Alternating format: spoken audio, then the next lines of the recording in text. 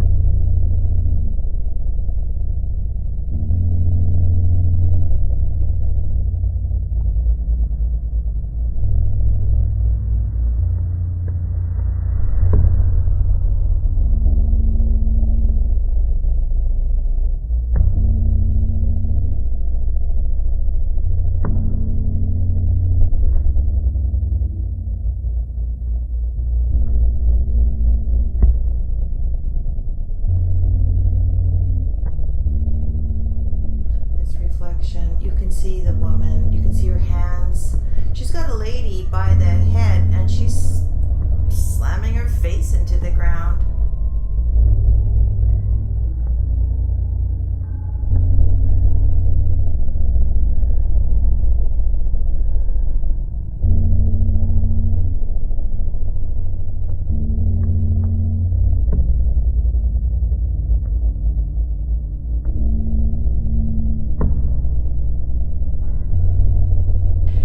Positive relationships that we've developed from doing that have benefited us here on Earth in many ways as well. I think we, because of those relationships, deal with our international partners on other issues in a much more positive way.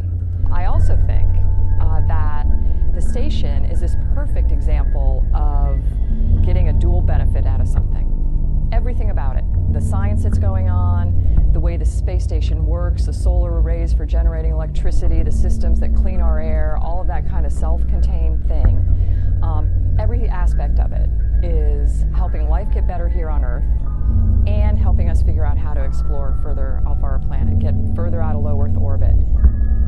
The parallels are perfect. And after flying in space, I think back on it and I look and I try to find what was the one best training experience I had in preparation for what it would be like to live on the space station. And living in Aquarius with, and it's 60 feet underwater, was in this habitat that was like the size of a school bus, was the perfect analog to that. If you combine what was done with the history of the space shuttle, with what we did with Apollo and the programs before that, there really is this wealth of knowledge for how we live in space, how we assemble things in space, how we do science in space. I don't think you could look for any better example of preparation for future space flight. And certainly the lessons that we learned over time and how you manage a program like that. The things that you need to do to keep yourself safe and then allow yourself to prosper are just represented very well by what went on with the Space Shuttle program. And I'll tell you what, you couldn't look for a better group of people to assemble and care for and feed spacecraft than you have here at Kennedy Space Center. The expertise that's here is amazing. And our bodies and our brains are pretty amazing things, and the way that they just take the signals that they're being given and deal with the different environment.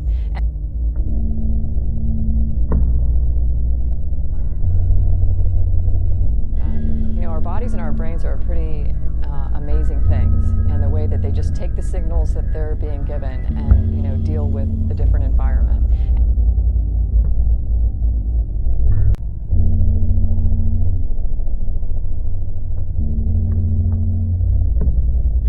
You know, our bodies and our brains are pretty amazing things, and the way that they just take the signals that they're being given and, you know, deal with the different environment.